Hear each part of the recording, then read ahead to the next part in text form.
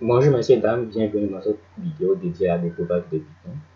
Aujourd'hui nous allons parler des variables, des types et des opérations. Et plus particulièrement nous allons parler des variables du type int, c'est-à-dire entier.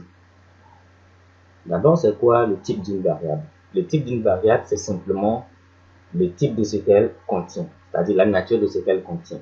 Un nombre entier, un nombre réel, une chaîne de caractères, etc.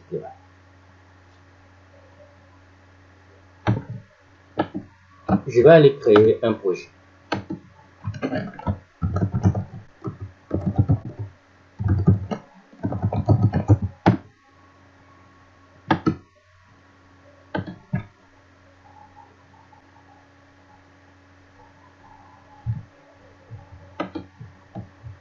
Et dans ce projet, je crée mon fichier code.py.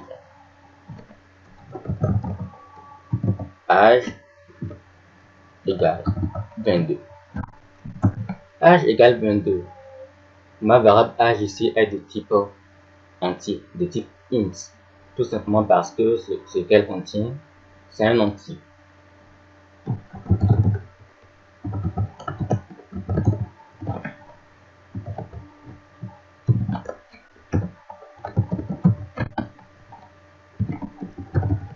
Alors, parce que c'est un entier, je ne peux pas directement le concaténer à la chaîne de caractères. Il faut d'abord que je le convertisse en chaîne de caractères avec str, ce qu'on appelle une fonction. Nous reviendrons sur le terme fonction dans le futur.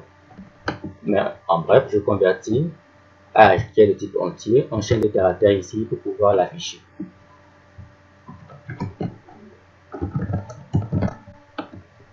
Donc, j'exécute. Voilà, j'ai 22 ans. Je peux faire des opérations sur mes variables de type int.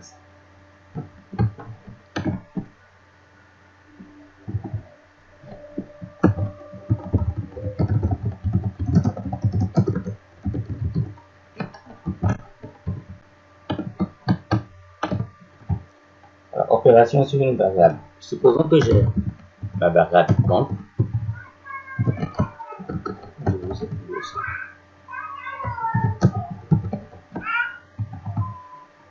Pardon. 12 plus 2.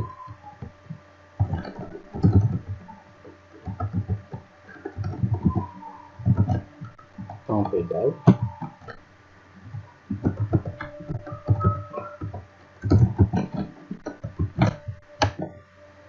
Alors, temp ici c'est dans la chaîne de caractères, ce n'est pas ma variable. Je vais plutôt mettre une valeur pour qu'il n'y ait pas confusion. Valeur égale temp. Et ce temp, c'est ma variable. Valeur égale 14. 14 parce que j'ai fait 12 plus 2. J'aurais pu faire moins 2.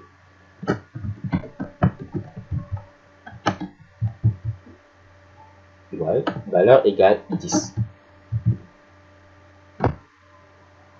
Tous les opérateurs arithmétiques que nous connaissons sont présents en Python. Nous allons voir quelques opérateurs usuels.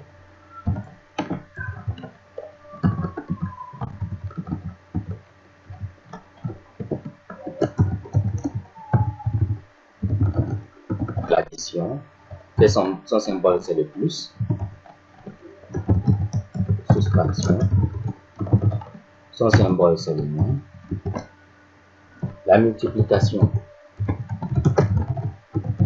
son symbole c'est l'étoile. Division, c'est le slash. Exposant, étoile, étoile.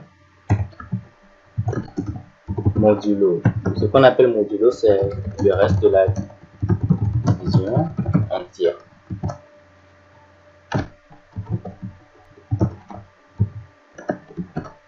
Pourcentage. Il existe d'autres, je ne vais pas dire des opérateurs, mais plutôt des fonctions, pour faire des opérations beaucoup plus poussées. On reviendra dessus dans le futur, peut-être même que vous les découvrirez vous-même au fur et à mesure de vos besoins. Si par exemple vous voulez calculer la racine carrée d'un nombre en Python, vous allez chercher simplement sur Google la fonction pour calculer la racine carrée d'un nombre. Vous allez le trouver et puis vous allez l'utiliser. Alors, testons un peu. Étoile, valeur égale à 24. Exposant, je vais faire 2. Exposant 3.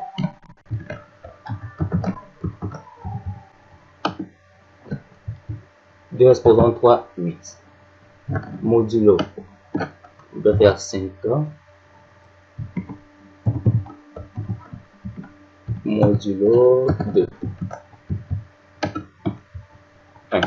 Parce que quand je divise 5 par 2, je trouve 2 comme réponse et il me reste 1. Le modulo, c'est le reste de la division entière. Maintenant, nous allons faire un exercice.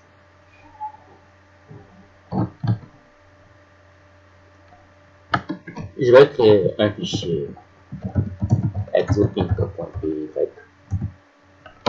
où je vais travailler, je vais faire mon exercice. Dans ma console, je vais venir faire CLS. CLS, ça m'a permis de...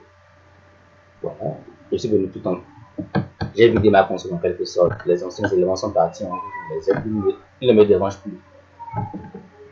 Alors, je ne sais pas quel système d'exploitation vous utilisez. Si c'est Windows, ça passera chez vous aussi.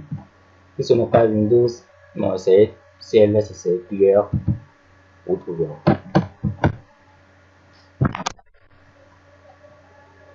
Alors, exercice.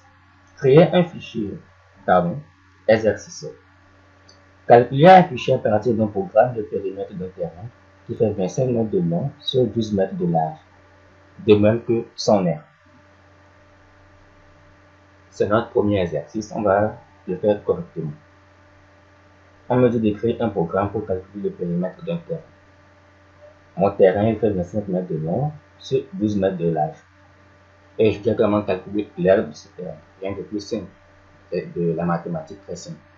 Donc, je vais créer deux variables. Premièrement, une première d'un seigneur pour la longueur, une deuxième pour la norme large, 12. Alors, ce que je suis en train de faire, c'est une approche de solution pour résoudre le problème que j'ai. Vous aurez peut-être procédé autrement pour obtenir la même réponse. Ce n'est absolument pas faux. D'accord? Nous sommes en programmation. Plusieurs réponses peuvent conduire au bon résultat. Pardon, plusieurs chemins peuvent conduire au bon résultat. Donc, approche de solution.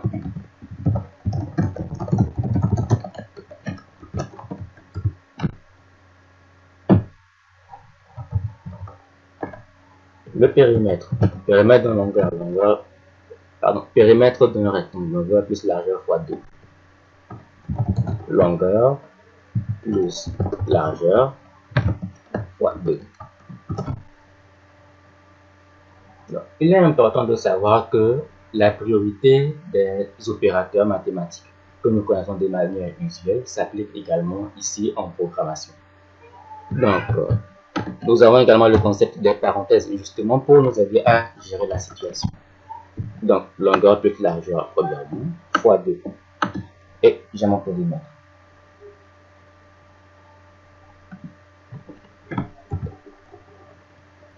Donc, maintenant, l'aire.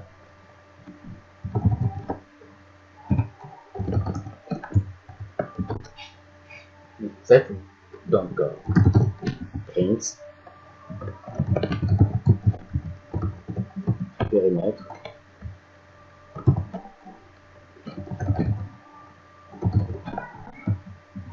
Alors, la fonction str pour convertir mon nombre en chaîne de caractères. R.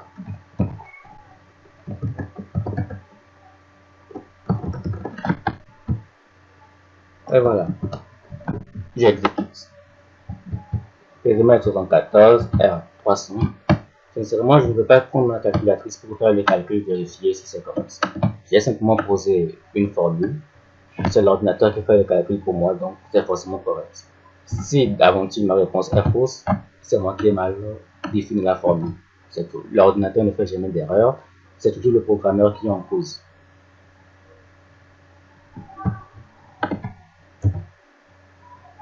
Alors, approche d'une solution numéro 2.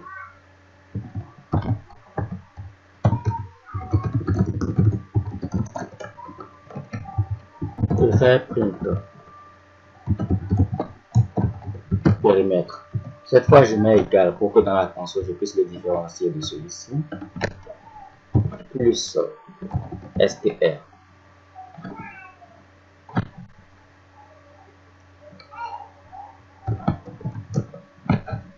Alors, avant de travailler ici, regardez un peu ce que j'ai fait.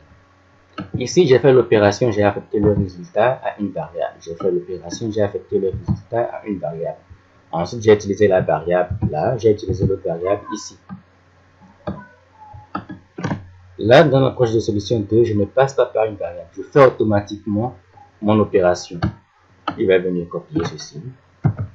Il va faire call. CTRL-V. Voilà. Voilà. Il va faire l'opération directement pour moi et l'afficher. Je ne passe plus par une variable. Donc, print r égale str. Str prend un paramètre.